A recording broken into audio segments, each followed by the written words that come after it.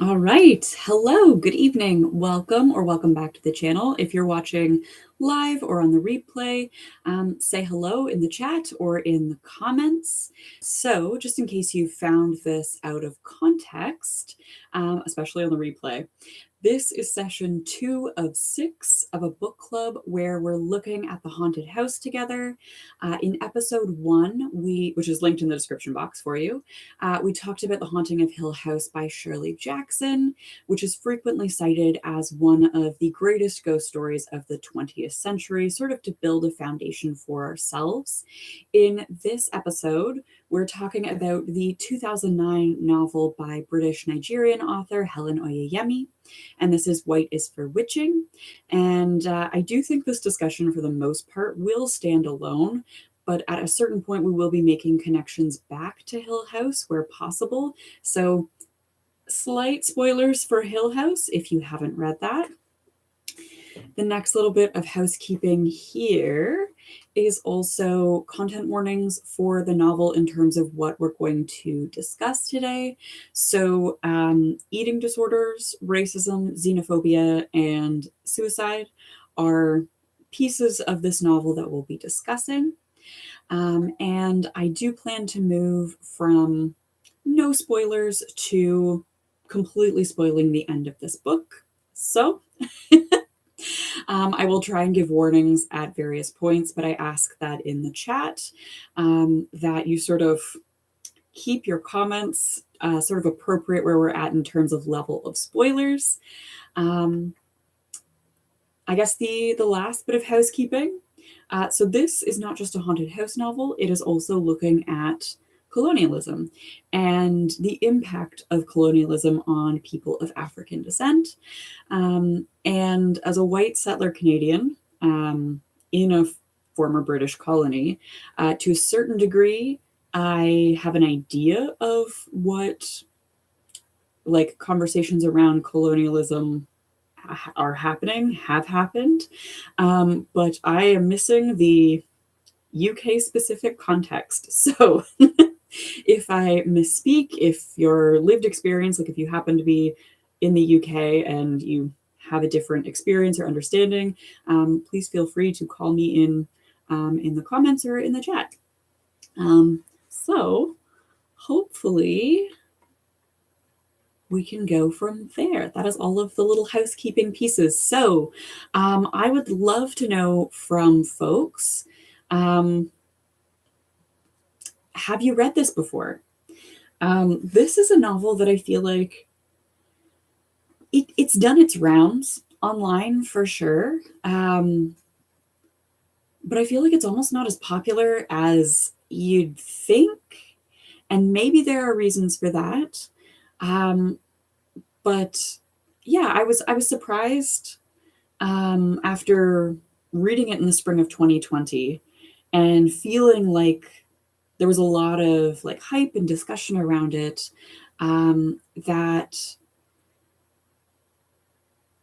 I don't know, there's not a lot of scholarship on it. The reviews are like 0 to 100. And so I'm genuinely curious for folks here. Also, let me know if the chat is working. Beautiful, excellent. Monica, I assume?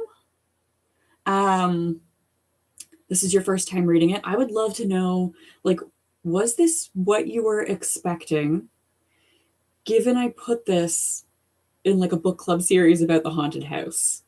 I think for me, what I remembered most about it was sort of the fever dream quality of it. Like it's more of a vibe than a plot. And I remembered the house played a big role in it. And so in my mind, this was a haunted house novel for sure. Thank you, Monica. But on this reread, it's way more political than I remembered.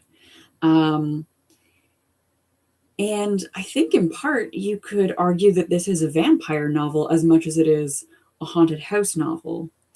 So I'm curious, did folks like this? Did you enjoy the reading experience? Was it what you were expecting? So Monica in the chat thought it fit well with the theme of the haunted house. Like, the haunted house is definitely there. I'm not like completely mistaken in my remembering of the text. The house, it plays a big role. I feel like, having come out of The Haunting of Hill House and moving into this, you can see sort of similar things happening without like spoiling anything.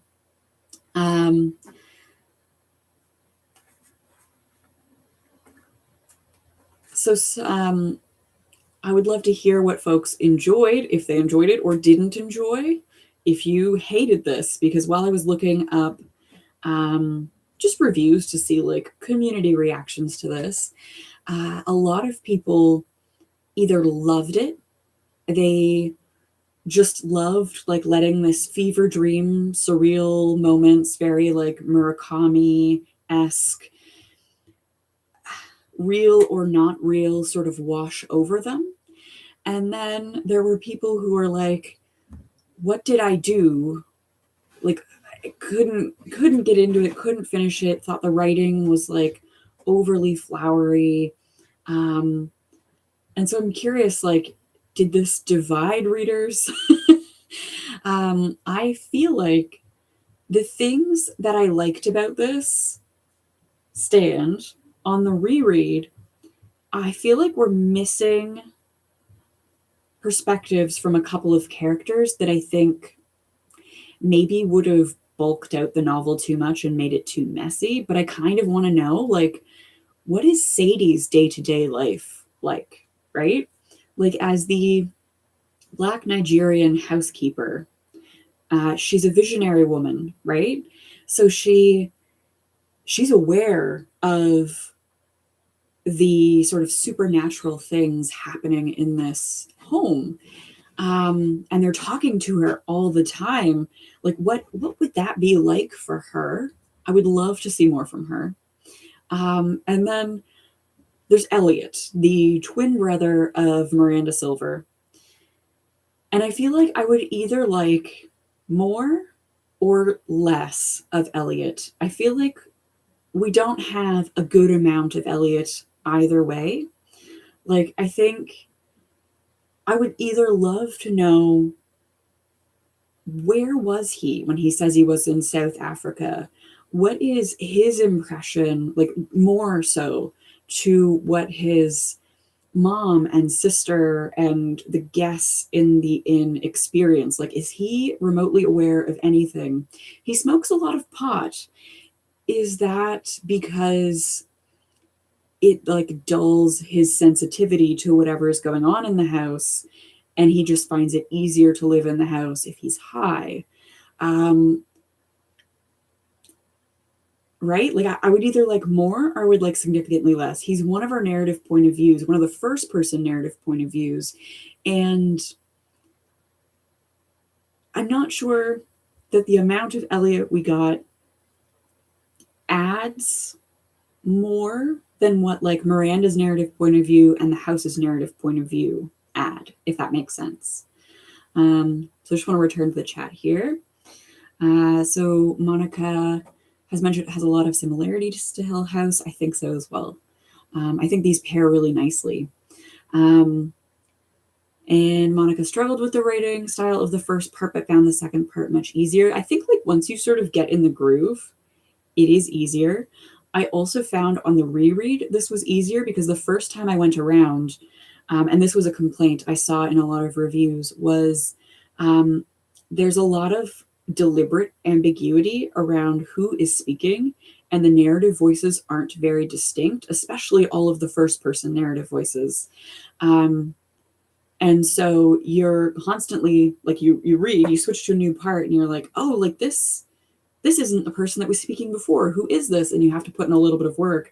And so I made it easier for my future self by, when I figured out who it was speaking, I went back to the beginning of the section and was like, House's point of view, Orr's point of view, Elliot's point of view. So on the reread, I didn't have to do that work. which was kind of nice. Yes. And so Monica in the chat has mentioned that because the house and Elliot were both in first person, that it is really disorienting, especially there are those moments where one sentence ends and a new sentence begins and there's just a word left hanging, and that word connects the two things, but like together it doesn't make sense as a sentence. Like you almost have to pause at the one word, start fresh, and read again. And like there are these weird blurring of narrators, blurring of boundaries, blurring of the real and not real, like very much in the way that I think by the end of Hill House, you're sort of invited to question whether something supernatural has happened or whether something has gone wrong with the psyches of one of our characters or multiple of our characters, maybe. Like I feel like we're sort of, with the blurring of everything, we're I guess invited to experience, I guess, a little bit of a breakdown and have to be okay with confusion, which is weird. It's kind of uncomfortable sometimes. So the one thing that I wanted to talk about, and then we'll circle back to at the end of the text, I want us to noodle on this idea throughout the rest of the discussion. So Chris Abani, he's a Nigerian-American author, and he called White is for Witching delightfully unconventional coming-of-age story. And he added to that that it's suffering ever so slightly under the weight of a political agenda. And I'm curious if, as we sort of talk through the book, talk through what happens, maybe do a little bit of untangling and help each other to make sense of possibly what's going on, if we come to agree that the political agenda sort of weighs down this fever dream story. So I'd like to move on to light spoilers. So if you find details on the back of the book, anything in like the first 40 pages spoilery, it's unfortunate. We're going to talk about the characters and their narrative point of views, and that does involve a little bit of spoilers. So I want to talk about Miranda first, and I want to ask, and I don't think there's a right answer, but I'm curious, is Miranda Silver our main character? No wrong answers. So main characters are usually the most important characters. They usually have the most influence on the plot, or the plot has the most influence on them. She's sort of at the center of a lot of things. She is the latest in a line of women that have occupied the Dover house. And like them, she has an eating disorder, pica.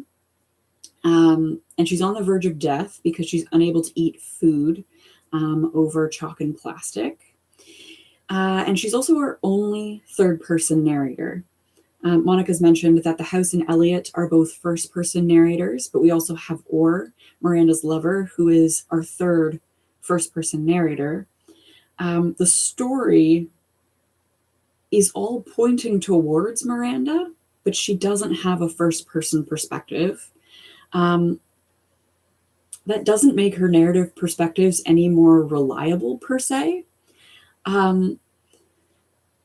Like the third-person narration is still wacky and fever dream. Fever dream is the word I keep coming back to.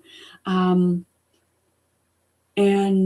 she's experienced this mental breakdown after the death of her mother. We know that she has experienced some like gaps in memory.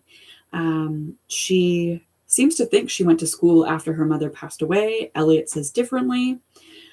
She institutionalizes herself after an incident of self-harm.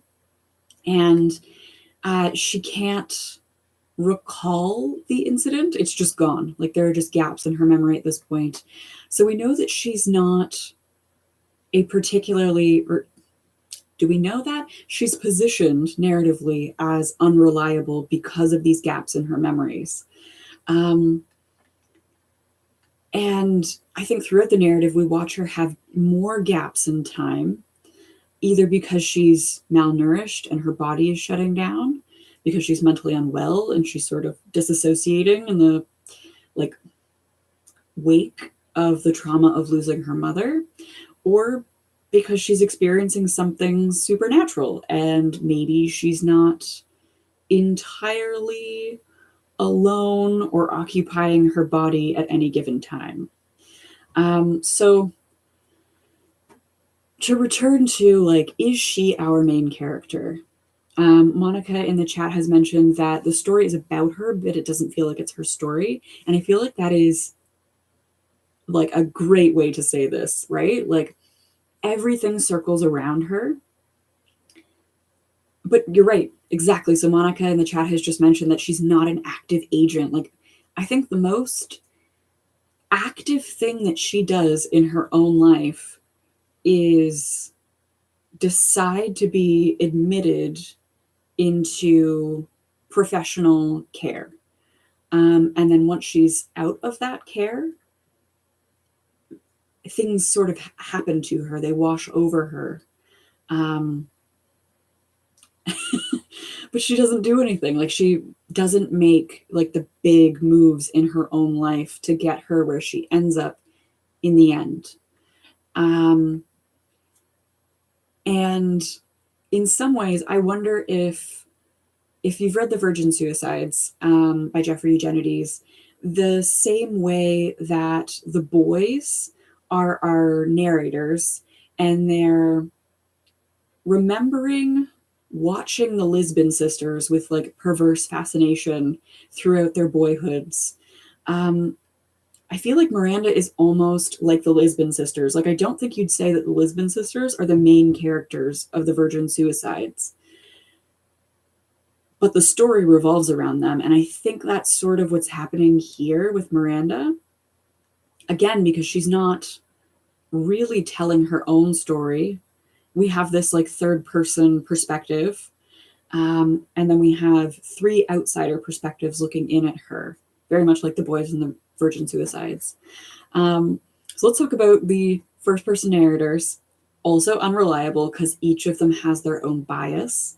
And the three entities that we have open the novel with different answers to the question, where is Miranda? So we have Orlind. This is Miranda's friend and love interest. She's a Nigerian British woman that has been adopted into a white British family. She's one of the first person narrators. She's the first character that we hear from in this story, actually. It's her perspective that opens the book. And then she sort of disappears. After the opening pages, she disappears for a huge chunk of the novel, only to return again as like a real big player, right? Like once we hit the and curiouser point of the novel, we're looking at or in university or kissing a different girl who isn't Miranda. Like there are so many things separate from Miranda that we see from Or's perspective. And Or believes that Miranda is in Dover in the ground beneath her mother's house. Her throat is blocked with a slice of apple, and that's on page 1. Like right off the bat, Or tells us that she's sort of this Snow White figure, right? That Miranda is maybe lost in sleep, waiting for someone to find her, waiting for someone to kiss her and dislodge that piece of apple so that she can wake up. So I don't know that she believes that Miranda is dead, but I think she believes that Miranda is not alive. And I know that sounds like nonsense, but like, because she doesn't know, she's sort of somewhere in between alive and not alive. And again, if you think about Miranda as not the main character, but the focal point, that Snow White is sort of waiting for somebody to move her story forward. She's the damsel in distress, choking on the apple. I almost wonder if Thor is a better candidate for being more of a main character, because I think she's one of the more fleshed out characters. Then we have Elliot Silver. He's our second first person perspective, and he's Miranda's twin brother, but I think we can see that there's a distancing happening between them. And he believes that Miranda is gone, just gone. They had an argument, she disappeared. And he, I don't think, can believe that she's dead. Like that, he cannot process that. She has to be out there somewhere in some form. And then we have 29 Barton Road, the Silver House, the Dover House. And this is a racist and xenophobic sentient house. And it is one of our first person narrators. And she tells us that Miranda is at home, homesick, homesick. And the house also tells us on page 4, so at the very beginning of the novel, that she has wronged me, Miranda has wronged me, and I will not allow her to live. So right away, we have this house as like vengeful, threatening, possessive. If we think back to our discussion of Hill House, perhaps that Norman Bates style mum, the controlling, toxic matriarch. Hey, Lydia. Thank you for joining us. So we're in the light spoilers area. We're talking about our first person narrative perspectives. So Monica has mentioned in terms of narrative agency, probably say or is tied with the house. Yes, I agree. I think this is why I feel like I want less of Elliot, because we could have like really interesting things of just sticking with the house and sticking with or, right? Like these two opposing forces that are pulling Miranda in different directions. I think that would have been fine. And maybe this is just because this is an earlier novel of Oyeyemi's. I think somebody said she wrote this when she was 23, which is quite young to write something so ambitious and involved. So maybe Elliot is like a young writer sort of mistake, and that's why he feels a little bit flat in like comparison to more interesting perspectives. One thing that I really love about the house is thinking about it in contrast to Hill House. Like when we think about Eleanor's first impression of Hill House,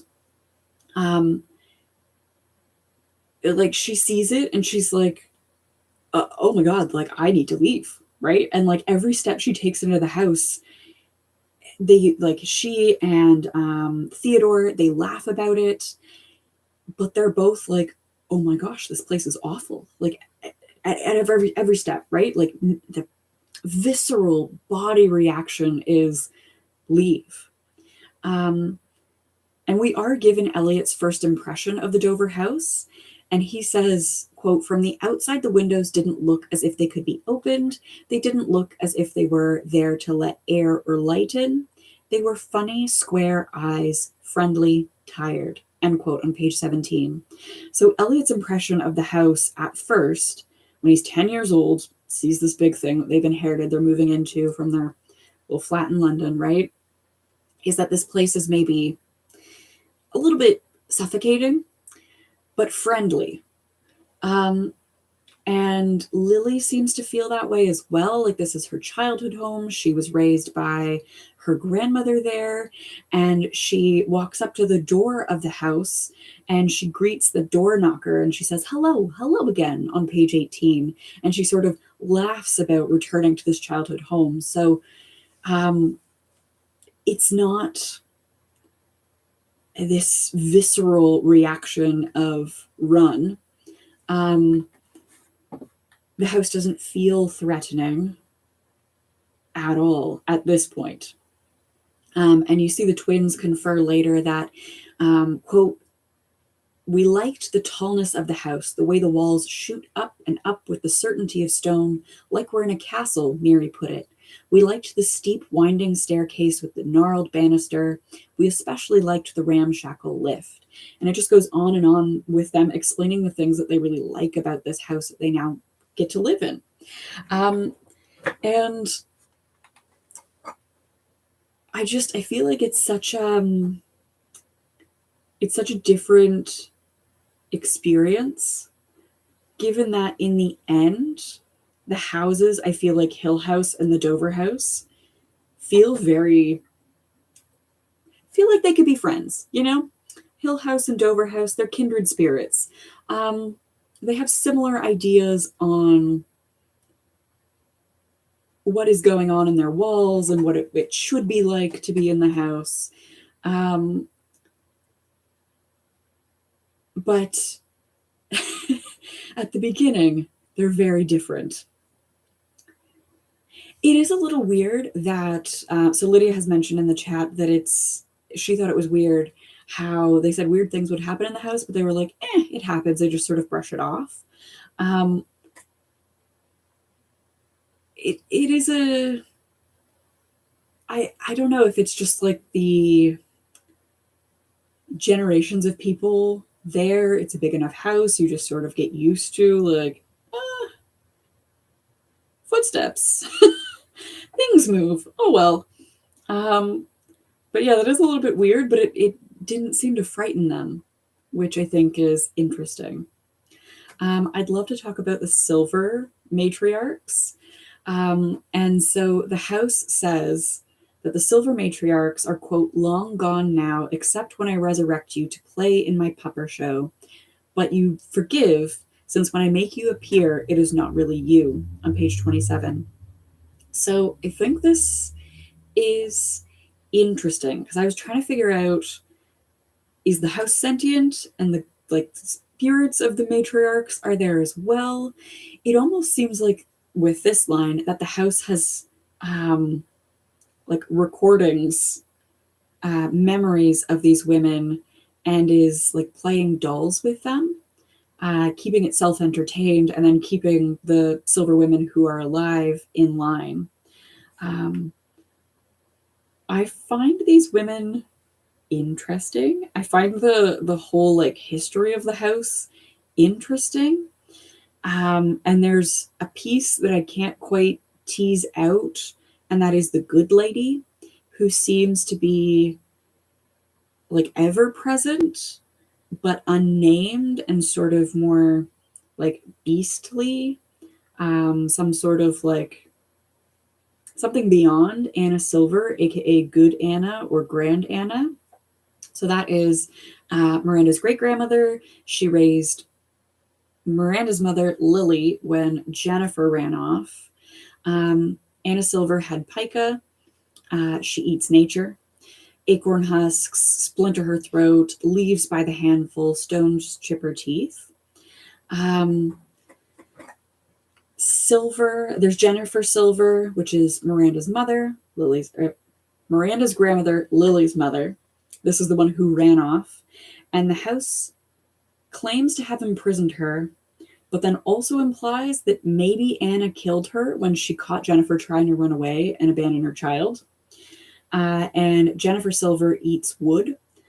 Specifically, we have this like wooden earring tree that keeps having to be replaced because she keeps chewing it until it's gone. We have Lily Silver, who I believe also has pica.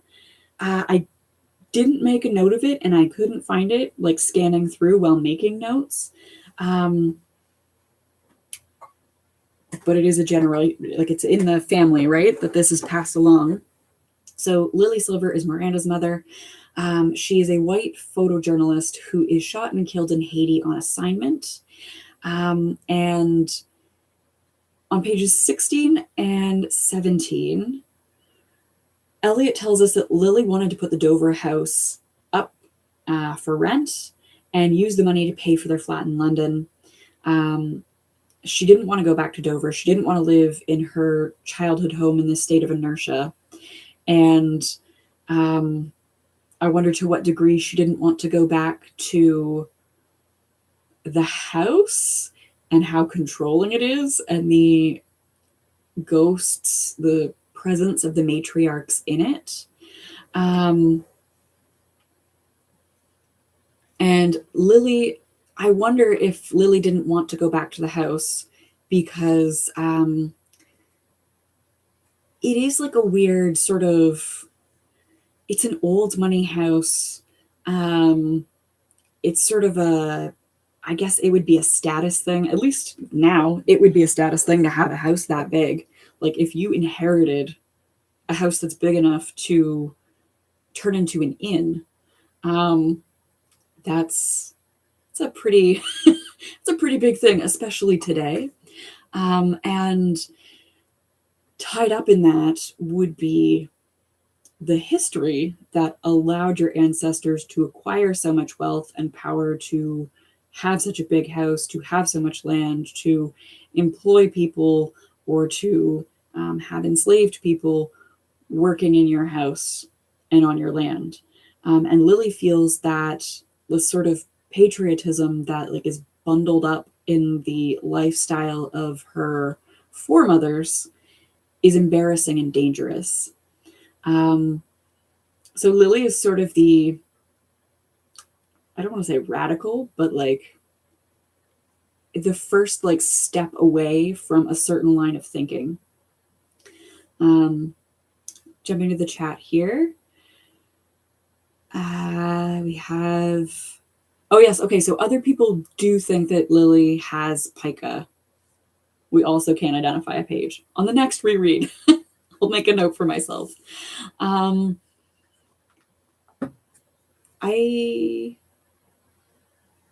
feel like we're going to talk more about the women later. The last sort of character I want to talk about here is Seji. She's the Nigerian woman with British citizenship who works in the house. And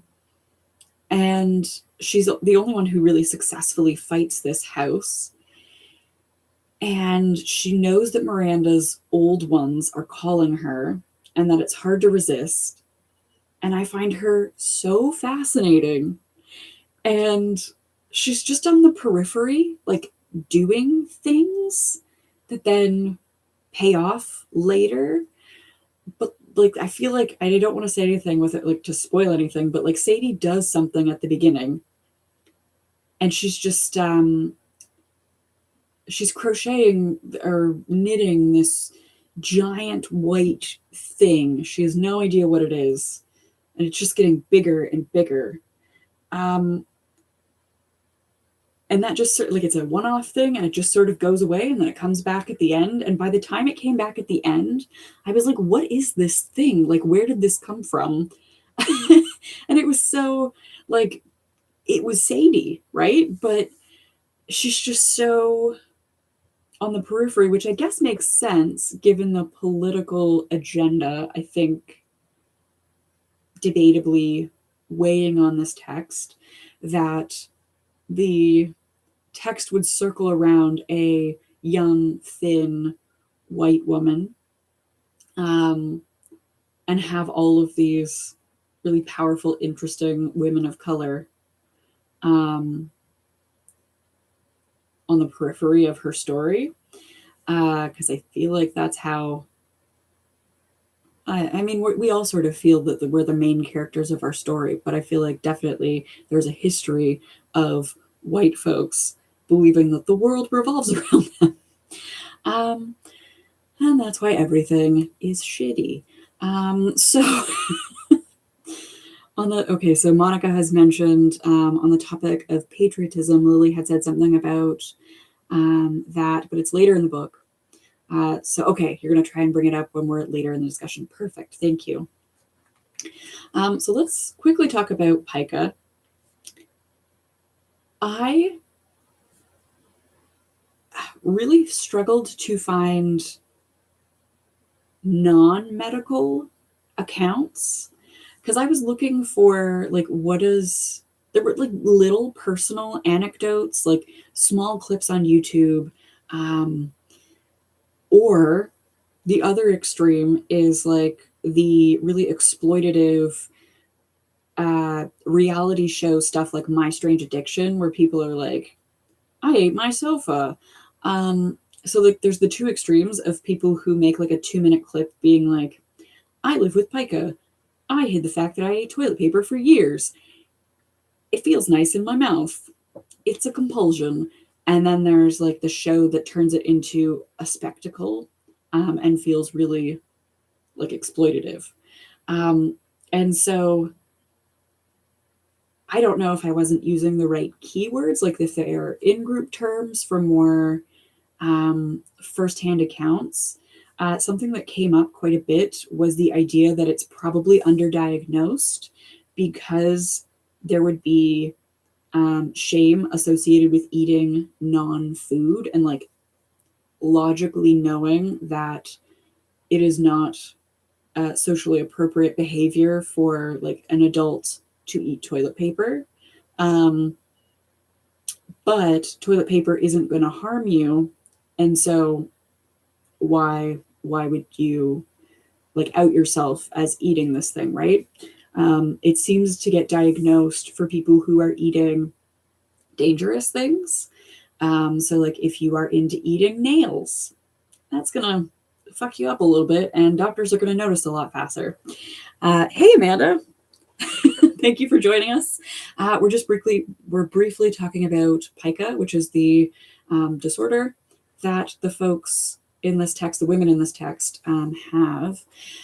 So my point being, I found it really hard to find personal perspectives, so we're relying a little bit on the DSM-5, which medicine is not always great at nuance, but we're going to look at the criteria for pica. So the first one is a person is eating a non-nutritive, non-food for at least a month. They are eating these things, and it is considered abnormal for the person's stage of development.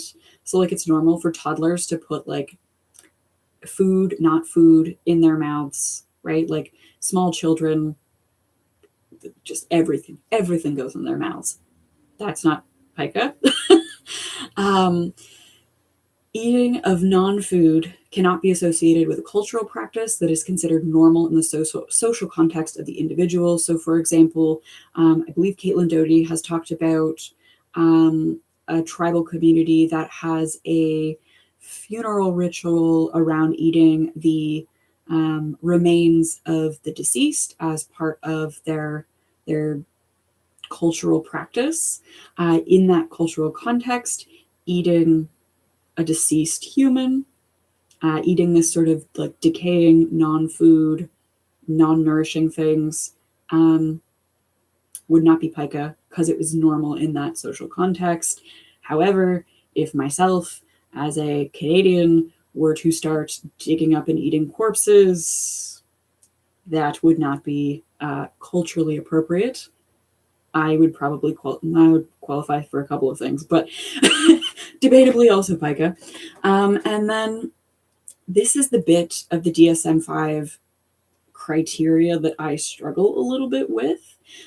So for people with a medical condition, example pregnancy, or a mental disorder is the words of the DSM and not mine. They are classifying autism spectrum under mental disorder. Anyways, so somebody with a neurodivergence who is looking for like sensory stimulations, the action of eating non-foods in the case of medical conditions and mental differences, we shall say, should not be considered pica unless it's dangerous. And they would need treatment on top of that. So under pica, it gets subdivided into what kinds of food the person, or non-food, sorry, the person is eating. So geophagia, phagia, is the practice of eating earth or soil-like substances, such as chalk, which is what Miranda eats. And I like, we have historical records of people eating earth and soil throughout history from all over the world, tribal, traditional rural societies. The earth has minerals, both good and bad, depending on what you're eating. And it's also filling if it's not nutritional. Like, historically, we have not had access to the standards of nutrition that we have in the global north. And so eating, grass, leaves, wood, mud, just to fill the hole would be reasonable. Okay, so with all of this in mind, I have been wondering why, like, what does it narratively do to give Miranda and her family pica? I have 3 suggestions. I don't think there's a right answer. If you have a suggestion for why give Miranda pica, I would love to hear it. And so my first theory is that eating non-food is not normal in the global north, in British-influenced cultures. Miranda's narrative is already distanced. It's a third-person narrative. And now she does something that the majority of people probably find difficult to understand. Like, in researching pica, I will admit to like really struggling with the idea of not craving food. And this is one of the reasons I was looking for firsthand accounts.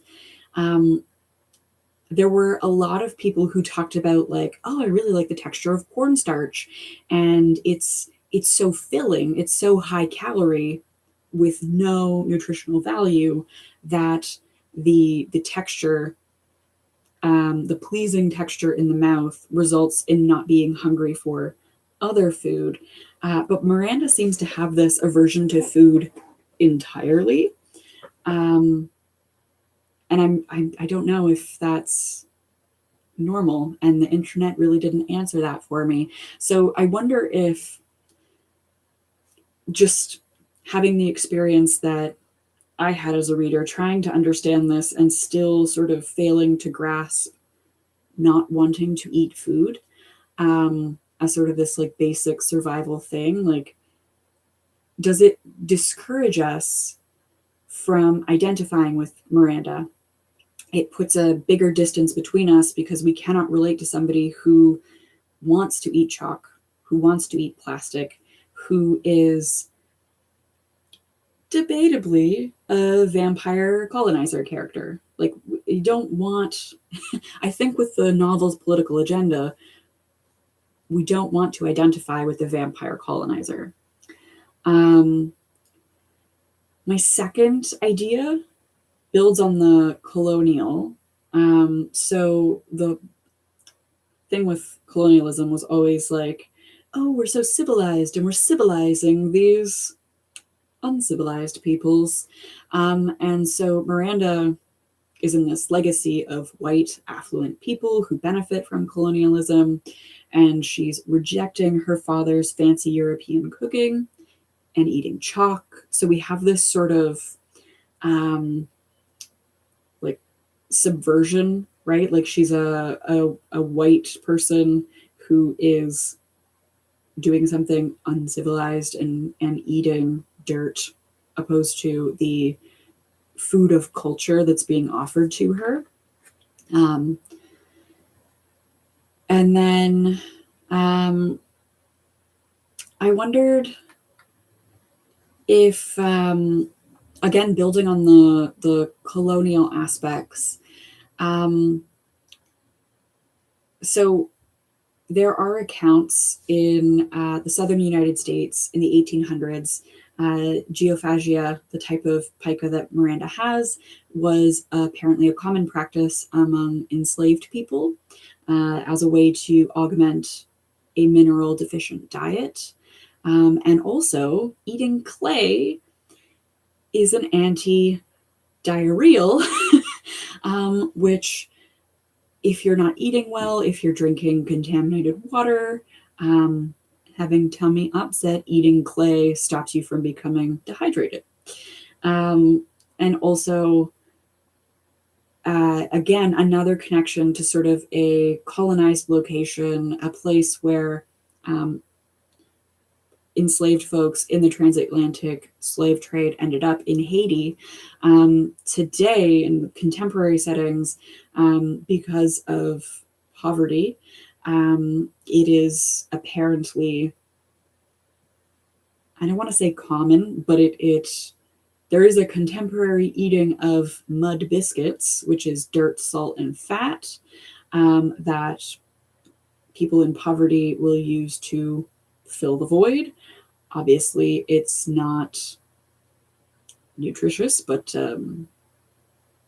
it fills the hole, right? Like, so there's this, as I was sort of doing this research, there's a legacy of peoples who've been impacted by colonialism and pica.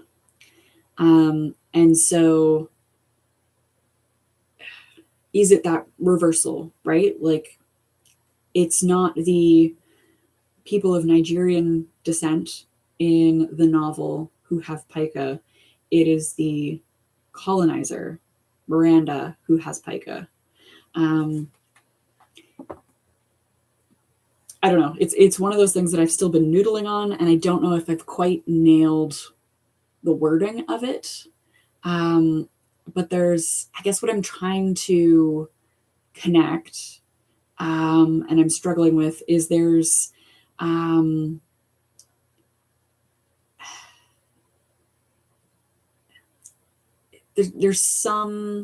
something to do with like colonialism, civilization, civilizing, who needs civilizing, and like a reversal playing out on and in Miranda's body. Third idea is the subversive vampire story, right? So vampires have historically been associated with the foreign. If we think of Count Dracula, he's probably our most famous vampire. He lives in the wilderness, in a country, like in a foreign country, right? And he's dangerous and foreign. And he's a threat to the young British women, right? Our white British characters are being threatened by this foreign vampire. Vampires eat non-food. They drink blood. Blood eating is actually a type of pica. And so to have Miranda and the line of white British women who all have this drive to consume non-food, including people, like a domestic vampire, it makes the vampire no longer foreign, right? And there's that weird moment that Miranda claims to remember that Lily gets really angry about, where they were talking about how Grand Anna had this like mental break and had to be put in a home. And Miranda, who's 3 years old, claims to remember Anna trying to feed her blood. And Lily denies that this happens. But if you think about that moment, like what runs in this family's bloodline,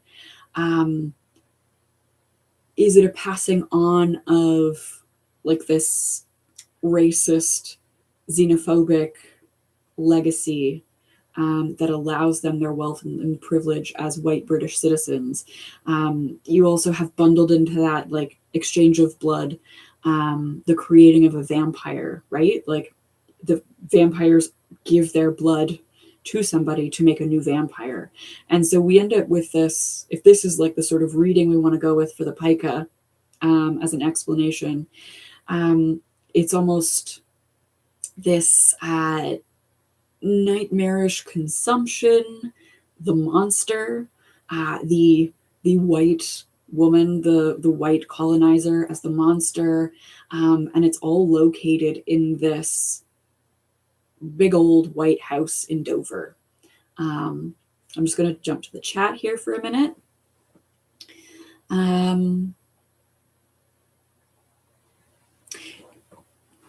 Pregnancy cravings, I feel like, is where I heard of pica first. I had an aunt who loved ice chips. just would eat all of the ice chips, but she also ate food, which is why I'm wondering about like firsthand accounts too. Lydia has mentioned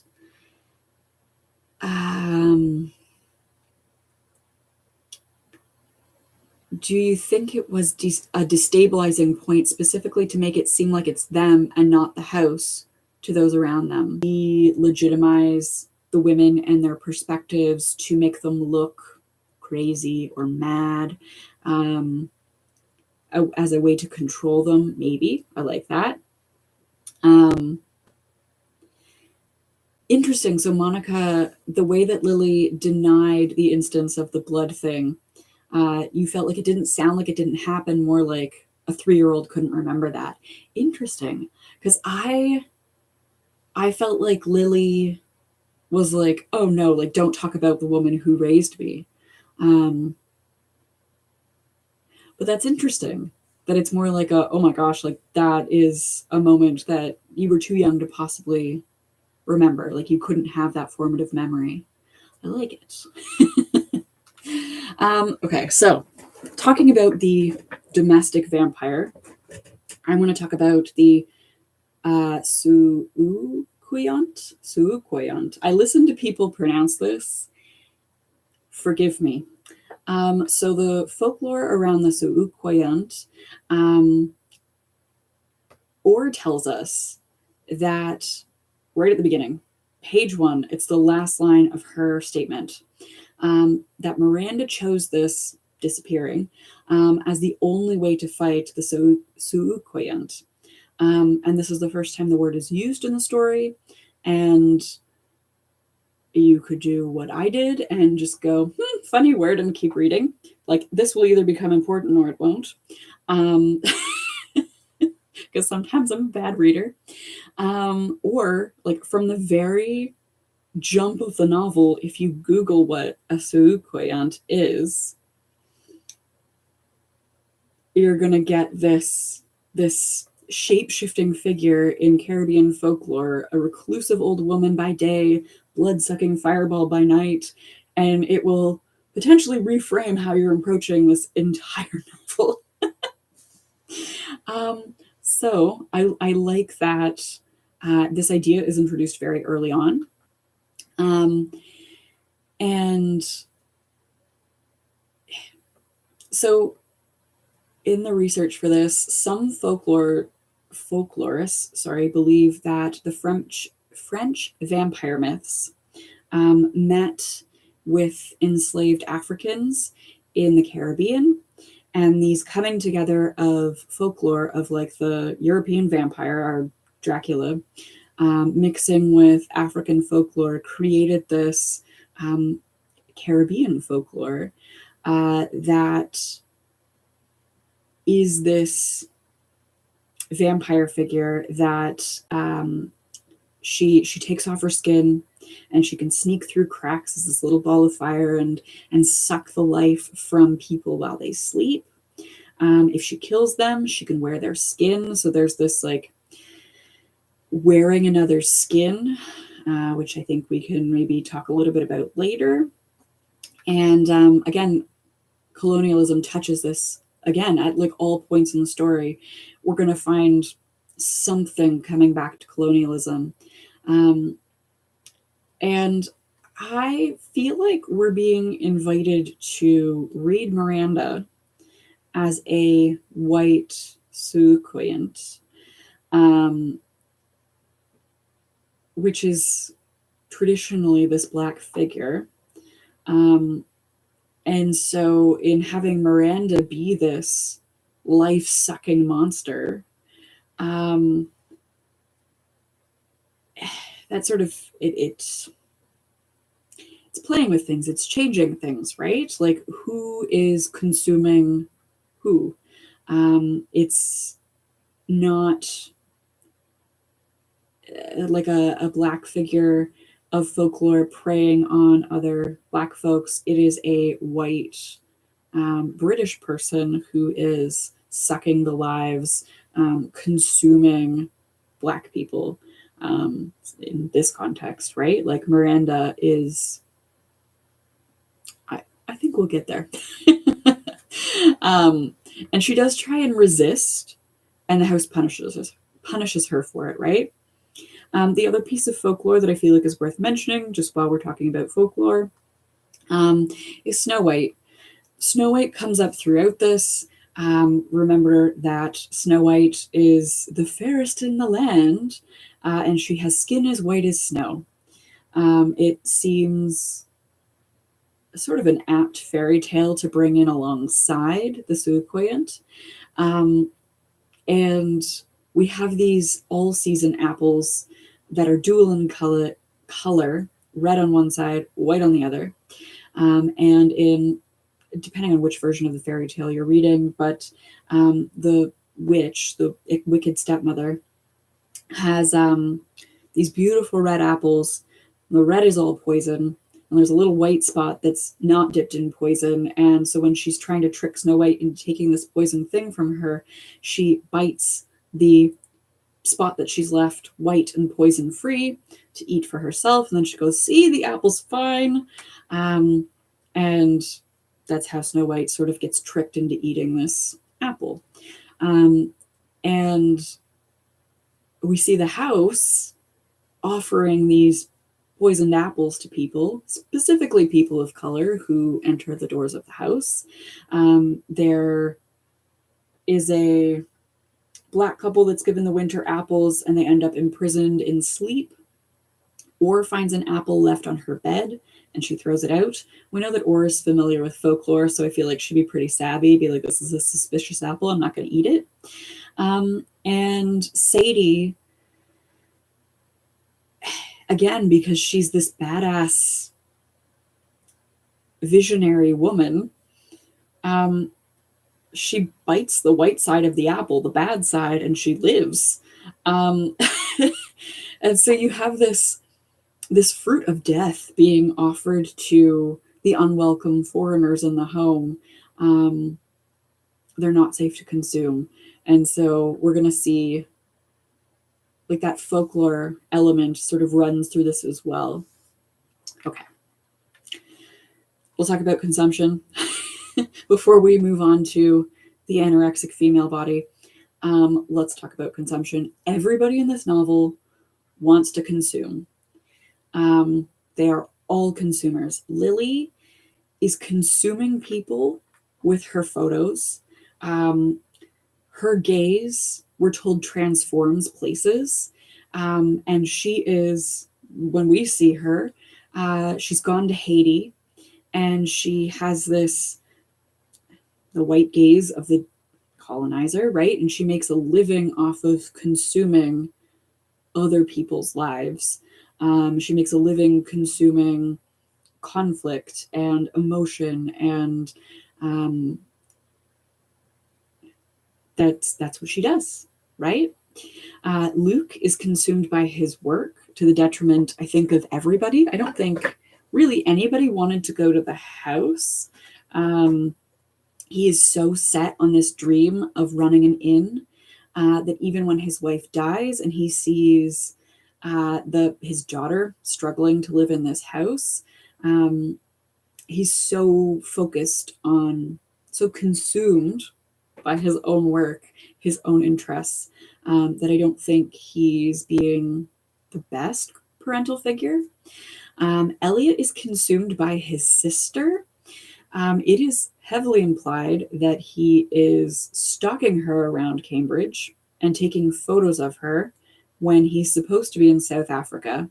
There's a point in the text where we know that Miranda is calling her brother and he's never picking up, and he never says where he is or what he's doing or like how much fun he's having on his adventure in South Africa. And at that point, Miranda also talks about feeling watched. She feels really paranoid wherever she goes. And the house sort of tells us that, or invites us to speculate that it's Elliot, that Elliot has been obsessed with his sister to the point of sort of not living his own life. Like if he hasn't gone to South Africa for this trip, like, what is he doing? The house, as Lydia's mentioned in the chat, the house wants to consume. The house consumes the silver women. The house consumes the racist ideas of Anna Good. The house consumes Miranda, and it fuels her desire to consume non-foods to make her weak and susceptible. Or consumes. She's consuming British culture, food, fish and chips, while she's carrying with her African Nigerian roots. We see her, I guess, consuming both. She consumes British foods and media, and she's also reading African folklore. Sadie, also a consumer, but she uses consumption to keep her ties to her Nigerian homeland. We watch her consume, like cook and consume Nigerian foods. She watches Nigerian films. She does rituals, and she does participate in British culture through consuming novels, Dickens and the Brontes. But I feel like mostly her consumption is what keeps her rooted. And then Miranda's whole identity is bound up in consumption of non-foods and her sickness. This eating disorder, mental disorder, whatever you want to classify pica is, it consumes her body, right? Like the fat and muscles off her body are consumed to keep her living. And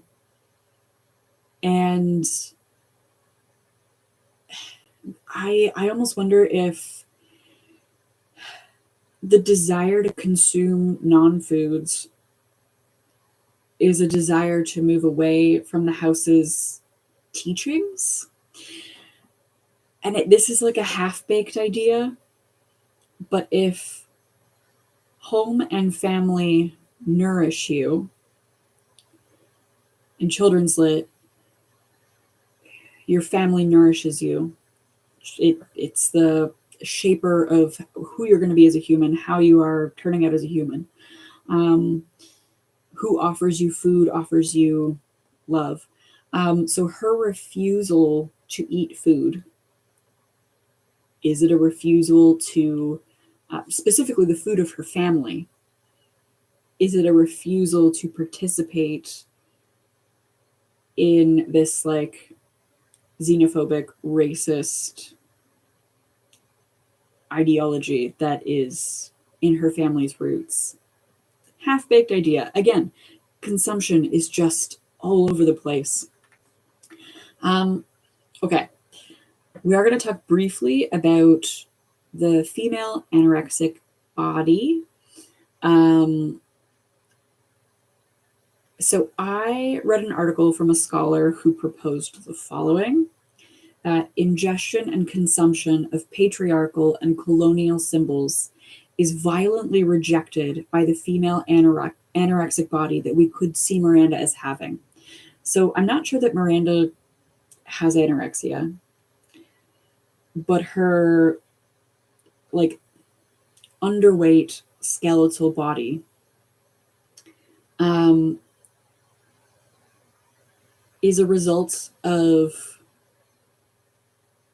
craving these non-foods, especially when the non-food is other people.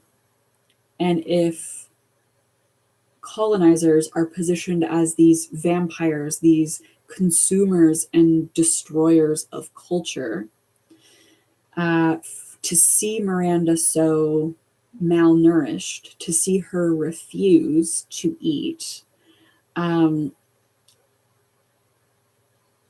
is there some sort of act of resistance in there, right? That her malnourished body reflects a refusal to consume patriarchal and colonial ideas. Does that make sense? And I think maybe what supports this is the idea when she is away from the house, away from her family, and she's spending time with her girlfriend, partner, lover. I don't know if they have a relationship status, but when she's spending time with Or, who is a Nigerian British woman, she's able to eat. She's able to eat food that actually nourishes her body. At the same time, she can't seem to resist that like vampire suikoyant, oh no, nature, because Or also recognizes that the more time she spends with Miranda, she can never eat enough. Miranda is sucking the life force from Or. So it almost seems like two things. Miranda is consuming without realizing she's doing it and trying to resist being a consumer. And there's that really bizarre scene where the ghost puppets of the house are all together, and Anna and Jennifer beg Miranda to eat for them. And there is a refugee, a person of color, Jalil, I think. And they're like, eat him, eat for us, because Miranda's mother has gone and padlocked their mouths shut. So Lily has sealed the mouths of her foremothers closed. They have these dangerous racist ideas coming from their mouths, and they also have dangerous racist appetites. And Miranda in this surreal scene does eat Jalil, and then Lily offers her a padlock to help her control this monstrous appetite and prevent her from eating the other and becoming a monster. And I wonder if, again, we have this sort of like heavy political messaging here, but the padlocking shut of the mouth, the refusal to consume and participate in consumption, is that in some way Miranda trying to recognize, to understand her like unearned privileges, and to like shut down this legacy that she's inherited? She's hungry, but she's hungry for something else. She doesn't want to consume the way her foremothers have. Does that make sense? I feel like this started out like a weird like fever dream book, and then like as I start to pull apart this, I'm like, oh no, this is why I feel like I invited us to think about the idea of this being a coming of age narrative in some ways. If this is a coming of age narrative for Miranda, it is realizing that you don't want to repeat the mistake, go down the path of your ancestors, like forge a new path, have this like little narrative journey to being a very different person.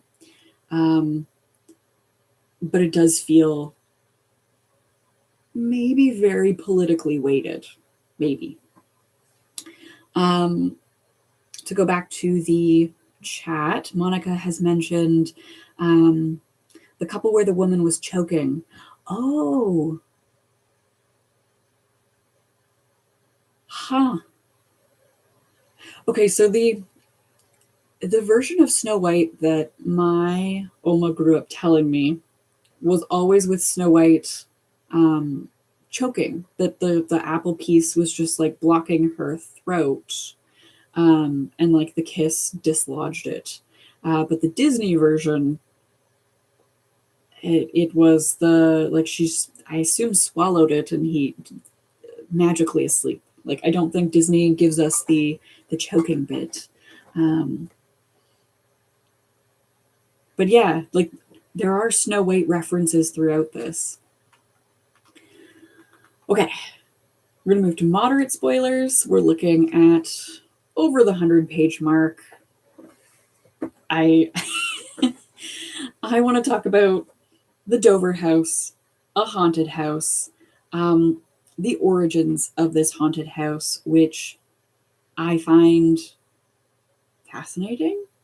So with Hill House, the house was built by a kind of wacky authoritarian patriarch who was kind of playing God, I feel like, and built this unsettling, wrong domain for himself, right? Like everything about Hill House was built off kilter in the image and mind of this creator, Hugh Crane. The Dover House is a house that Anna Good inherits. So she marries into this wealthy family. Her husband goes to war, dies in Africa. She's left pregnant and alone in this big house, and she's full of fear and resentment. And the house tells us her fear had crept out from the whites of her eyes and woven itself into my brick until I came to strength, until I became aware, on page 137. And on the same page, the house tells us that certain people shouldn't be allowed in, those others. So eventually I make them leave. And so I feel like we have this in the creation of the house. There's this legacy of white nationalism, white supremacy, and colonial projects. And I think, as we're all aware of in 2023, that with this rising neo-Nazi movements around the world, like these ideas are difficult to destroy. We might think we've learned from our violent, hateful pasts, but we are haunted by these. We are haunted by this legacy. And to sort of follow along with the whole haunted house thing, like these ghosts of our hateful past are possessing the population's mind again. So the Dover House is puppeting the ideas of white nationalism and white supremacy with the ghosts of the Silver Women. And we have many instances of the house doing violence to people of color on the premises. There's the migrant worker's daughter who has a frightening experience in the elevator. There's the Black tourist couple that we talked about earlier. The house tries to kill Sadie. There's that like little nursery rhyme moment. Sadie put the kettle on. Sadie put the kettle on. Sadie put the kettle on, and sparks fly out. And she tells Sadie that juju is not enough to protect her, that the house is going to use everything she can to get her out. This is one of those moments where I and readers on the internet were confused by this because we had believed that the house had successfully killed Sadie. And then she was alive in the next scene. And yeah, I am, as we talk through this, there are moments that I feel like are really well crafted, and then there are other moments that feel frustratingly messy, and that is one of those moments. I talk about Hill House and Silver House as toxic matriarchs. So in our first discussion, episode 1, we talked about how the home has sort of traditionally been the space where women are relegated. Running a home is an all-consuming task. Cleaning the home, especially a big home like Hill House or Dover House, taking care of children, and like a home will circle around children once they are there. And so with Hill House, we talked about the Norman Bates-esque mother figure, and we talked about how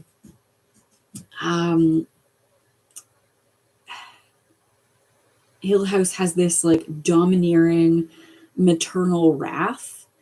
And I wonder, we have this silver house, and I wonder if it's doing the same thing. Like, as a toxic Norman Bates mom, that Anna has brought to life with her ill will. She's sort of cursed into being. The matriarch, the toxic matriarch in Dover House, is obsessed with white nationalism and the preservation of a certain idea of British. And I think Monica here is the perfect, excellent, you're bringing it back, where Lily is talking about patriotism. Lily says that patriotism was embarrassing and dangerous. And in response to a story of Anna Good having played Britannia in a school play. Yes. Yeah, the idea that there is some like deeply rooted toxic ideas in the house matriarchs, in the house as a matriarch as well now, to the point that she, I think, is making the Silver Women sick. I think somebody brought it up earlier, the idea that the house makes the Silver Women crave non-foods to keep them weak and in her power, to make them easier to manipulate. And then she sort of, if we want to think of her as a mother, she encases the Silver Women, right? Like she holds them within her body. And she aborts, the house attacks and aborts any person of color in her body. So we have this sort of, I think definitely maternal, like toxic maternal picture of the house. And I think it's the house that gives Miranda chalk. It's on page 21 and 22. Elliot tells us that first day, when they're like 10 years old, Miri found something on the floor of the room that she picked up as hers. I didn't see what it was, but it was very small, and I thought it must have cut her or something, because just after she dropped it into her pocket, she sucked thoughtfully at her finger. It took Elliot about an hour of teasing and insults to get the secret out of her. She finally sighs and shows him it was a ball of chalk. I don't know. We don't really have any indication if Miranda is into eating chalk, if she struggles with pica before they move into the house. But just with the idea of this toxic mom, what is it? Is it, oh gosh, the thing where parents make their children sick? Let me Google this. Munchausen syndrome by proxy. Child abuse, right? The house, I think, is sort of positioned in that way. Okay.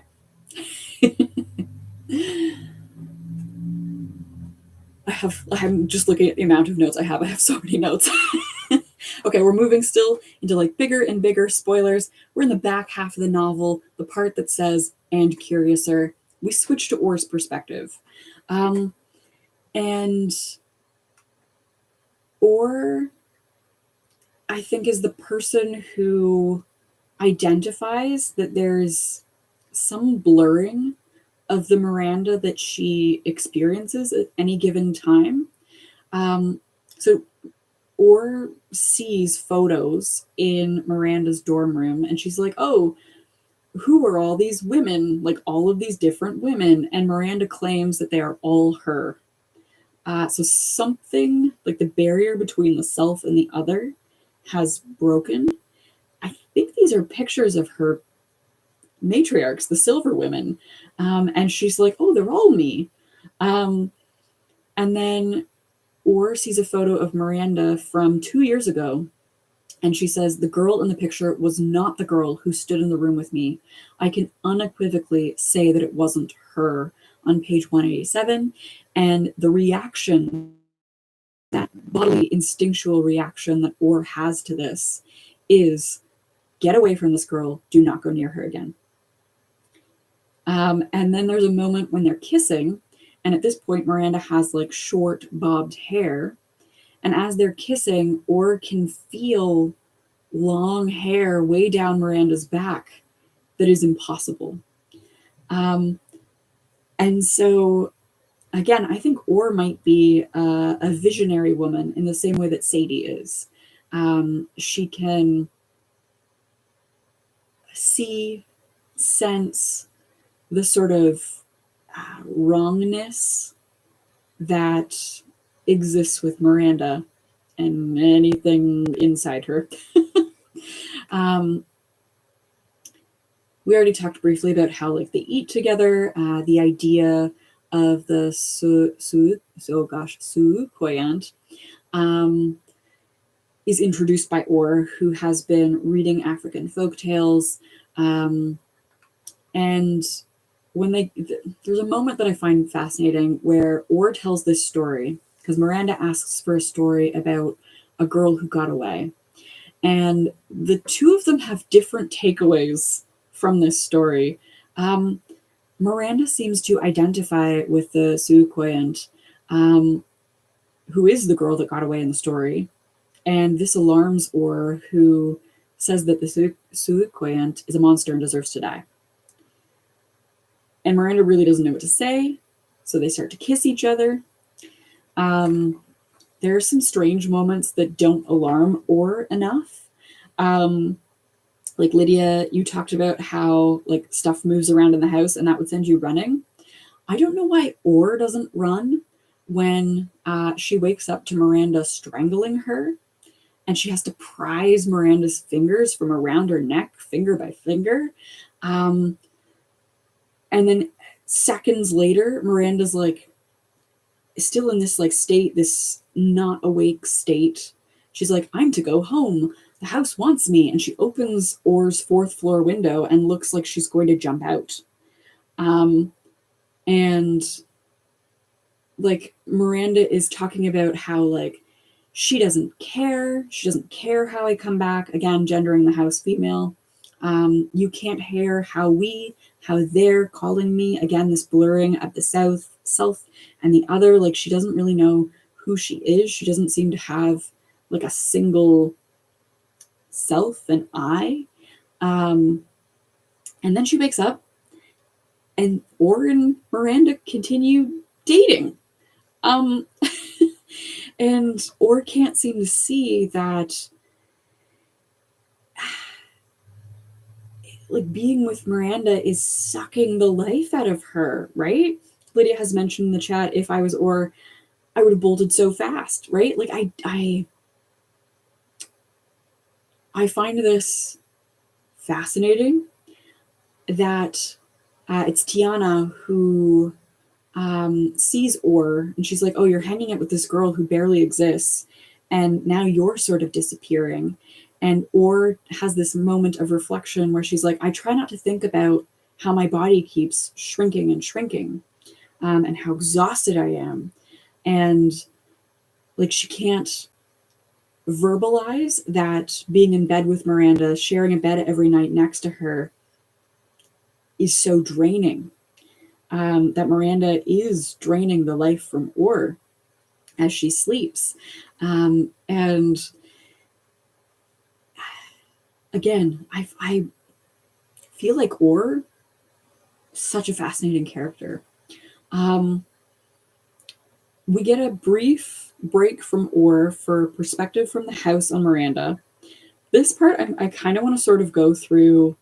I'm starting to get a little more granular, breaking down key moments, because I had so much difficulty with the ending of this novel, and multiple readings, it was hard to tease apart. So I started pulling out plot points. and we'll sort of talk about them together as we go. So the house sort of reports to us about Miranda's conversation with Luke and the dean. They think that going to school made it worse. And during this conversation, Miranda is writing notes in the hands of her ancestors. So she's not fully herself. Like, her handwriting isn't coming out as her handwriting. She writes a note to herself that ore is not food. I think I'm a monster on page 221. So she's sort of aware that she's not quite right. And then the house tells us that when Miranda came home from college, her change had almost come full circle. She looked beautiful, tiny, immaculately carved, an ivory wand. And the house claims that she knows how unwell she is. Nobody else is aware to the extent that Miranda should have been hospitalized, but what would become of her beauty then?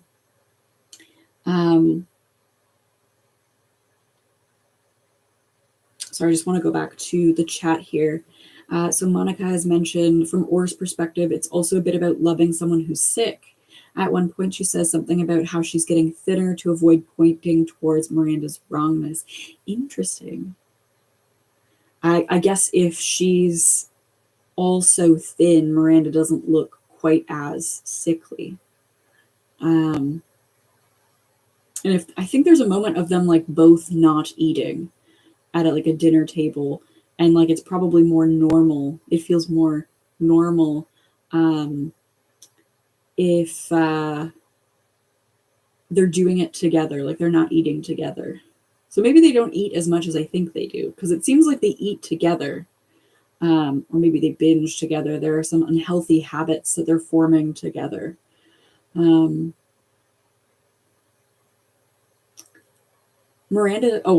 Miranda comes home, she tells the house that she's in love with Or. And the house has not only racist, but a homophobic reaction to this. And the house says, disgusting. These are the things that happen while you're not looking, when you're not keeping a careful watch. When clear water moves unseen, a taint creeps into it. It becomes foul, undrinkable, on page 223. And the house then vows to save Miranda, even if I had to break her.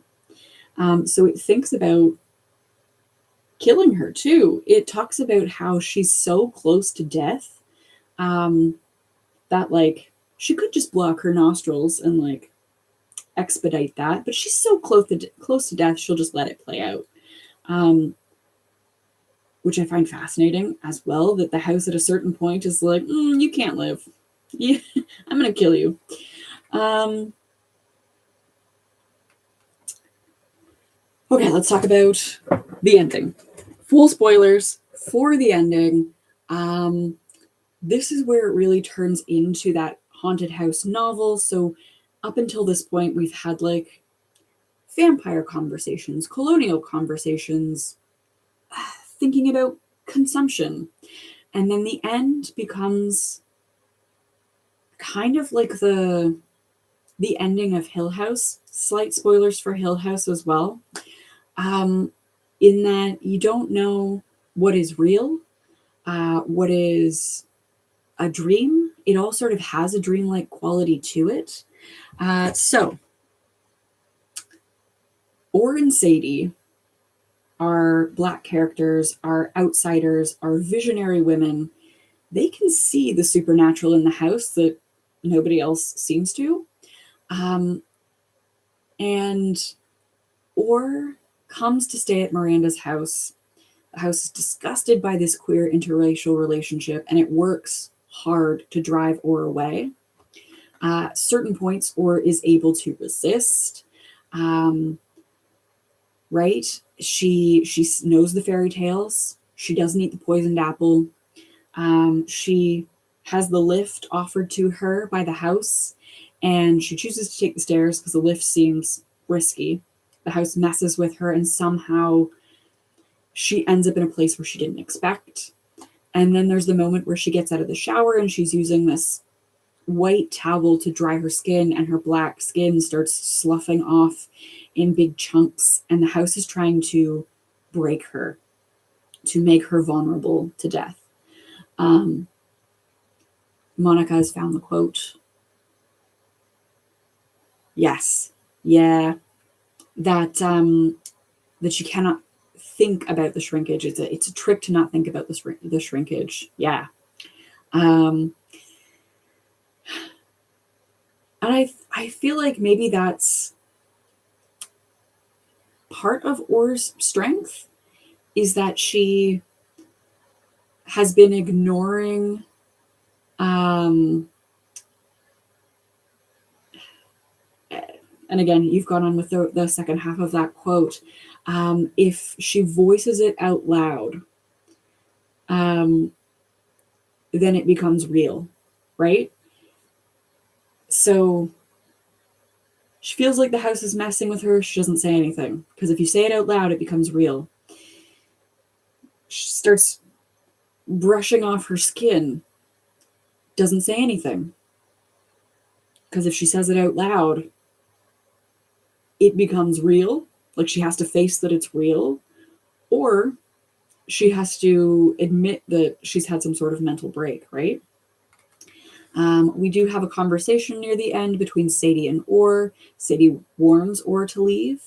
And Sadie also tells us that she keeps house as far as it can be kept, acknowledging that there are parts of this house that are completely out of her control, out of mortal control.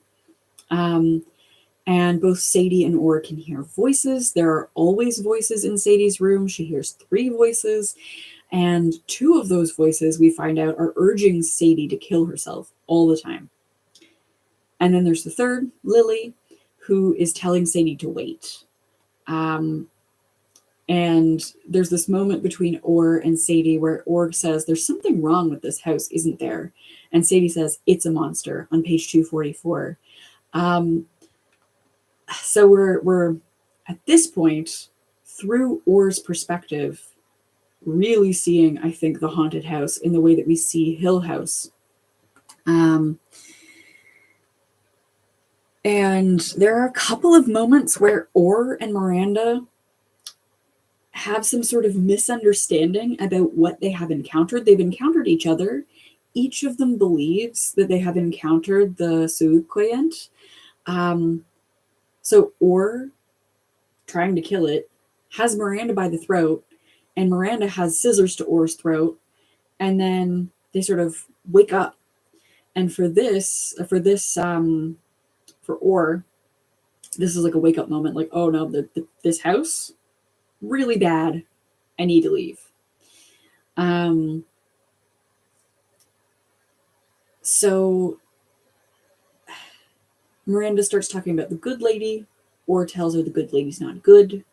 Miranda says, "We are the good lady, the house and I," on page 251. And we have this breakdown of the boundaries between the self and other. Again, we've been seeing this throughout the back half of the novel. So going back to the chat, Monica says, "A thought I had when you were talking about how the novel opened with Orr comparing Miranda to Snow White, waiting to be woken, is how at the end here Miranda insists that Orr would be unable to wait for her or get better." Huh.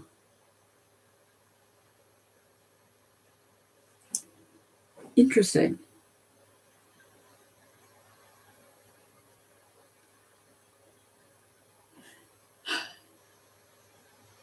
Do you think Orr is waiting? Sorry to derail from the end of the novel. At the beginning of the novel, do you think Orr loves Miranda enough to wait for her to get better? Or is Miranda right? Like, is this... So at this moment, and near the end of the novel, Orr has expressed an idea to leave. She's like, "I must leave. I got the train ticket." Then we have this more like surrealist dream stuff. She meets the Cait. It's been a long day. She meets the Suukoyant in the elevator, And it's a little girl. It's begging her to stay. And she says, you'll hardly feel it, presumably when the house takes her. Or loaded with the knowledge of folklore, has hands full of hot peppers and salt, and she tears into the little girl's face. So she's ripping the skin off of this creature. And Miranda's face comes through. The elevator takes them up to a floor of the house that is unfinished. It's empty, but then it's flooded with people who stared and said nothing. Miranda joins them. They're happy about that. They were all alabaster white, every one of them. Or goes after Miranda through these staring people, and she wills herself to believe in the power of salt and pepper, the salt and hot peppers, that they have power because she believes they have power. And so she's rubbing these into the eyes of the looking people, and she wills them not to see her. Slight tangent. Who are the looking people? They've come up with the little girls who, at the very beginning of the novel, the first housekeepers, the little girls warn about the looking people. Here we have the looking people. Are they all of the people that the house has taken? All of the guests that have just sort of vanished over the years? Servants? Enslaved people who have died on the property, depending on how old this house is? Are they more people in the legacy? Like, is it the sort of unspoken past that haunt the present in these people who just do nothing but stand there and stare? I don't know. I find it an odd detail. Again, we have this fever dream moment. Or finds Miranda in a corner again. She kneels beside her and cracks open her body, I guess like a bad nut. And inside is the girl from the photograph. The girl with the long hair, Miranda pre-mental breakdown. And she begs to be put back in the skin of the other Miranda on page 266. She says, I don't want to come out. Put me back in. I can't cope, on page 266. And Orr asks who this girl is. Miranda says she's Miranda Silver, and she has no idea who Orr is. So the person that Orr has the relationship with is not the Miranda Silver that's just been revealed. We do find out that this rubbery skin is the good lady on page 266. Orr tells Miranda not to become the good lady again, and sort of gives up hope, I think. And Orr leaves to Miranda trying to sew herself back into the skin of the good lady. Miranda in the chat has said earlier Miranda had asked Orr for a story where the girl gets free. So I think if we think about like peeling back layers of skin, Miranda being trapped, she's the girl who cannot be freed, isn't brave enough to be freed, is too traumatized by her losses to be free, to be the person that she was before. And so she's closed herself up in these layers of skin, protective layers. The house then tries to kill Orr by vanishing the floor of the elevator, I think. And for reasons, she lands on something big and white, this big white net. So this is the thing that I think Seji was knitting, and it just happens to be at the bottom of the elevator. And it gets a little confusing. And Or opens her eyes to Sadie. Sadie tells Or she's leaving. I guess she's waited long enough. Like, saving Or from the house is the moment that she's waiting for, and now it's time to leave. And so Or also leaves, goes to the train station, and only realizes that she has been followed by Miranda, the Miranda she's dating, the Miranda who's back in the good lady skin, all the way to the train station. So that's one of the like surreal moments that I reread this section so many times, and then I started to take point form notes on it, and I was like, okay, this this is fever dream. It's a fever dream. That's the phrase I keep wanting to come back to.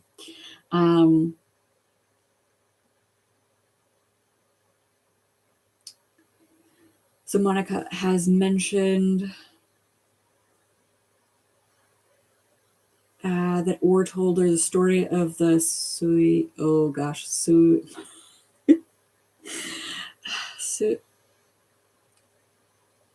my brain just broke. Suikoyant.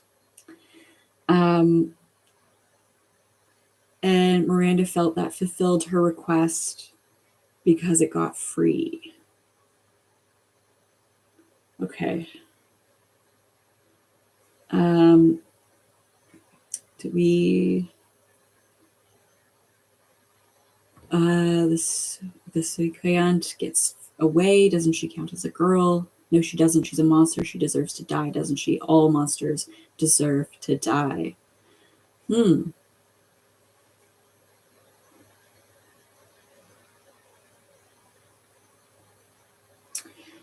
Okay, so with that idea that all monsters deserve to die, let's talk about Miranda. What happens to Miranda at the end? What do you think happens to Miranda at the end?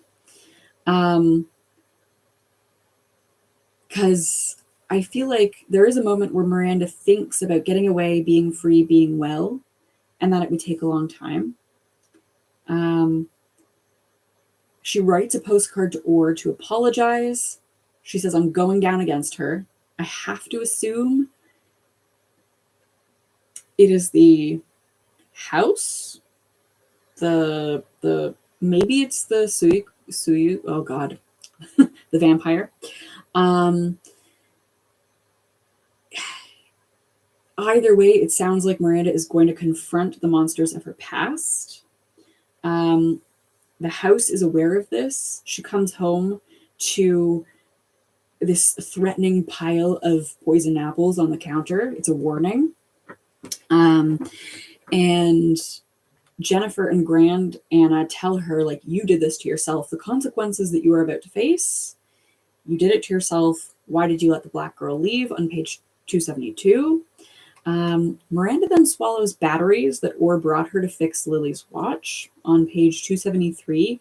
This, I believe, is real. Whether or not the ghostly maternal figures, real, figment of her imagination, the batteries, I believe, are real.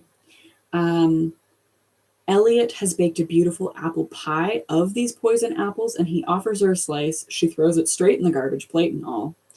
The good lady calls to Miranda, and she tells her brother that he is very bad, and she runs away from him and disappears. And the last we hear is about battery acid seeping through her. I'm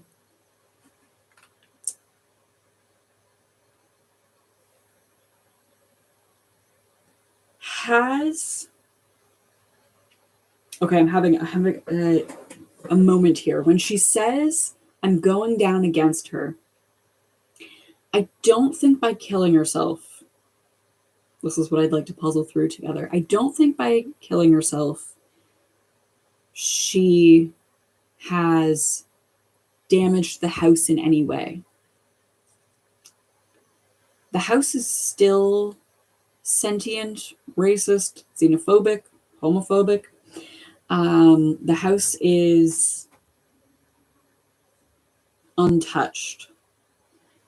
I I'm now thinking that when she tells Orr I'm going down against her, she's going down against the monster, right? All monsters deserve to die.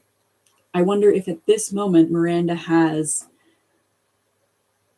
agreed with Orr, has seen, like, she can't be with Orr unless the monster, this monstrous part of herself, is dead. And so I think that's why she kills herself, eats the batteries, disappears. At the end, we get a little nugget from Elliot, who is convinced that he can hear Miranda's footsteps upstairs. She left without her shoes. She never goes anywhere without her high heels, even in the icy snow. So he's convinced she's coming back for those. Her shoes keep filling up with rose water, and he keeps cleaning them out. And then he notices furniture moving, doors opening and closing, things happening. So it seems like Elliot is now aware of the spirits in the house, of the silver women of the house, maybe, if they're puppeting, if the house is puppeting the women in a way that he wasn't before. Monica has said maybe it's kind of a conscientious objection. If she can't defeat the monster, at least she can prevent herself from being used by it. Yeah, I like that. I do like that reading. Okay, so coming full circle, I asked us to noodle on Chris Abani, the Nigerian-American author, who felt like this was suffering ever so slightly under the weight of its political agenda. What do you think?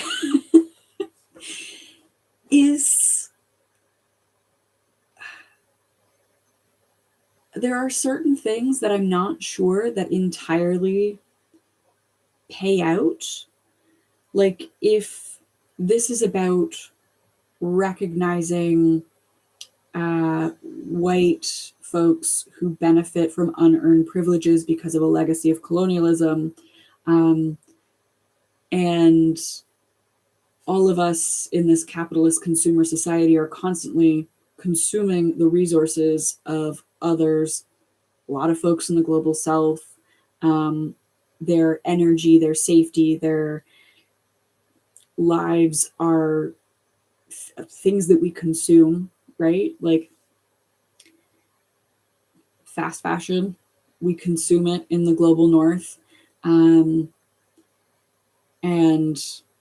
it puts all of these other people in the global south in danger, right? This whole like idea of consuming. Does that pay out by the end? Like, does that Miranda choosing to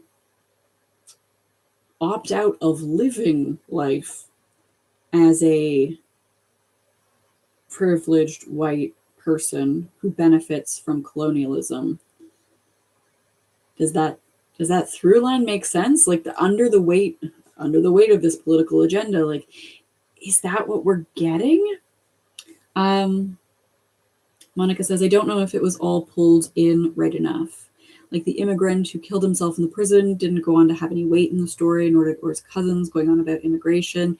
Yeah, there were a lot of like throwaway things, which is why I'm wondering, as like a settler Canadian, I don't understand the political context in the 2000s around immigration in the UK, and like what those conversations were, what the like lived experiences were. So I don't know if those little bits about immigration and the conflict that was happening throughout the book, like, would that mean more to like a local audience? Does it connect better for a local audience in a way that it feels sort of random for me?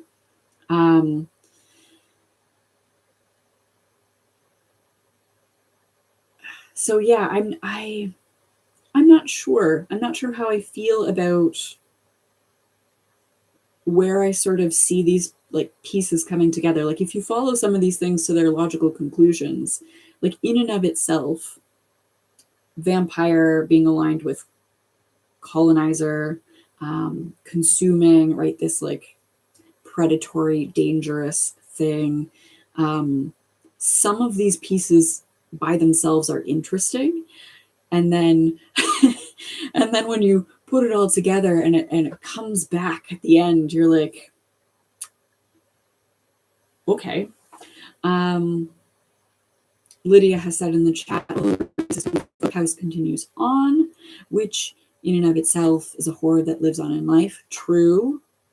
The house can't be destroyed because it wouldn't be realistic. That's true. And this isn't the first haunted house book we've read with a political agenda. Jackson was very much preoccupied with the role of white women in the 1950s and motherhood. Like, I feel like Hill House debatably had a pretty strong political agenda. So I'm curious, sort of as we wrap up here. Last time we made a list of haunted house themes, just based on what we saw in Hill House. And I think we've seen a lot of the same things here. I want to talk through them quickly and see if there's anything else that we think that is unique to White is for Witching that we could see coming up in other books. So to just sort of summarize, we have Isolation, Hill House, and the Dover House are both like isolated. And then there is isolation between the characters in the story, right? Like Eleanor's an isolated person in Hill House. Miranda is very isolated from everyone. And I think all the characters in the house are sort of isolated from each other as well. Families, we have unhealthy family relationships. We had that in Hill House. We have it here too. There's that throwaway moment where Miranda kisses Elliot's penis, and what? They're twins. We have this weird moment of incest, and it never, like, nothing ever comes of that, like, one way or the other. Are we supposed to buy that there's some sort of trauma there? Why is Elliot stalking Miranda? There's an unhealthy family relationship. And then Luke, I feel like, does unhealthy things, inappropriate things that breach boundaries with his child, like to continuously force delicious food on her, rather than maybe finding something that meets the, like, finding out if it's the texture of chalk that she likes. Could he bake a food item that is maybe not delicious and flaky European fancy pants pastry, but like texturally what she wants that isn't chalk, you know? I don't know if anyone's eaten protein powder, but that does not taste like food to me. Would eating protein powder scratch that itch for Miranda? Who knows? Luke doesn't seem to try. He has like one idea of how to provide care for his daughter, and it's clearly not working. He also invades her space. He searches her room, pulls all of the things that she likes to eat out of her room, and then nails shut anywhere and everywhere that she could hide things. Like, there's that, it's a breaching of boundaries, especially because she's an adult. So again, unhealthy family relationships. We have a personified house. Check, easy check for both. With Hill House, we talked about this insistent hospitality, that once you're inside, you cannot leave. I feel like this is true as well, although maybe hospitality needs to be slightly adjusted. I don't know that the Dover House is hospitable to the people of color, that it is not allowing to leave. but it is insistent that it sort of captures and retains its prey. So Monica has mentioned in the chat when Luke was getting her to try on dresses, he said none of them worked because her body was wrong. Yeah, she's sick, but also don't say that, man. Agreed. Like, not a great family relationship, really. We added mentally unwell women characters. So we added that as a thing for Hill House. I think we can see that here as well. I am adding, or would like to add, suicide in that state of mental unwellness. This is a spoiler for Hill House, but with the mentally unwell, vulnerable characters, we see this personified house nudging our female character to end their life. So I think we've seen some recurring things. I'm curious if there's anything unique to White is for Witching that we could maybe see in others. I wonder, and maybe it debatably falls under the mental unwellness, but like is it too wishy-washy to say like the blurring of boundaries might be something that we see again and again? I'm just thinking about like the breakdown of the self and other in Miranda, but there's also the blurring of boundaries between like real and not real. I just wonder if we're going to get more of that. I also wonder if a lot of these haunted house novels are going to have a surprise political message. I can think of at least one that I think we'll see a pretty clear political message in, Mexican Gothic. So I'm curious about the three in the middle that I haven't read before. If we're going to see, I'm going to add this to my predicted themes. If anybody else has predicted themes. Political message. Okay. So we have run vastly over time, but I had so many notes. I will try and keep this more concise next time. Maybe start a little earlier. Does anyone have any final thoughts on White is for Witching? Leave them in the chat right now. I'm just going to go through a little bit of housekeeping about our next novel. So our third episode, we are going to be looking at The Graveyard Apartment by Mariko Koike. This is translated from the Japanese by Deborah Bolivar Boehm. And instead of a haunted house, like a big old manor house, we have an apartment building. And I'm excited for this. I'm excited for an apartment building because it's still a very large building where many people will exist throughout the life cycle of the building, like a manor house. But it's also not Gothic, right? Like, I think this is our first step away from a classic sort of Gothic haunted house. So I'm excited, and I'm planning for this. We're looking at, right now it's penciled in for Tuesday, June 27th at 7:30 p.m. I'm thinking of bumping that up to 7 just because of how long this has gone. Just in anticipation of perhaps going long as we start to incorporate and chat about other texts along the way. So right now it is penciled in. There are a few moving pieces that I still have to finalize. I will announce the final date officially by June 1st. We'll have the video scheduled in the final time, but just so you have a vague idea in your head, we're looking at June 27th. So let's go back to the chat briefly. I do have a little outro piece as well. So Monica has said that it was a really good book. This was your first Oyeyemi. I am excited. I am excited to read more of her things, to see if there are similar themes. And if you think about how young she is, it's not her debut, but it's fairly early on, right? I'm excited to go for some of her latest published books, right?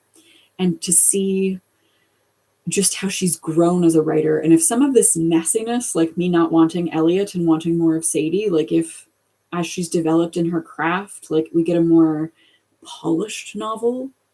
Amanda B, this is also your first Oyeyemi and you loved it. Yeah, I kind of wish there was an audiobook. I could not find an audiobook recording available in Canada. I don't know if there's maybe a like UK locked audiobook. But when I got to the end of it, I didn't have time to reread it again, but I was ready to like, oh, I'd like to listen to it again and just noodle on this some more. Cause like I keep thinking about it.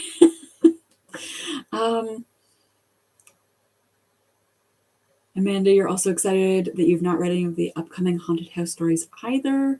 Yeah, I'm a little bit worried that they won't connect as well as I'm hoping, but I'm also excited. No American recording either. Okay, maybe it's just there isn't a recording available. And yeah, I like that this year we've decided to sort of pick a theme and build on, because I think it's easier to make these connections and to see, especially with Hill House being sort of a foundational text. Like I feel like there's a fairly good chance that some authors are going to be influenced by it. So I'm excited. Okay, the last piece of housekeeping. If I think this is mostly for folks on the replay. If you liked what you saw here today, if you want to support this content, Patreon is the best way to do that. And there is a patron exclusive live stream coming up on Saturday, May 27th at 4 p.m. for Cycle of the Werewolf. So this is available to patrons at all tiers. There's also a huge backlog of patron exclusive live streams on every Stephen King book up to this book in the publication order, as well as some other little bits here and there. So May 27th, patron live stream. June 27th is our next haunted house book. And that is all I have for folks. Thank you for being here with me for 2 hours. Oh my gosh. Thank you for chatting with me and for bringing up quotations and like talking through this weird fever dream of a novel. I really appreciate it. And I'm excited. I'm excited to continue reading through and chatting about these haunted books with everyone.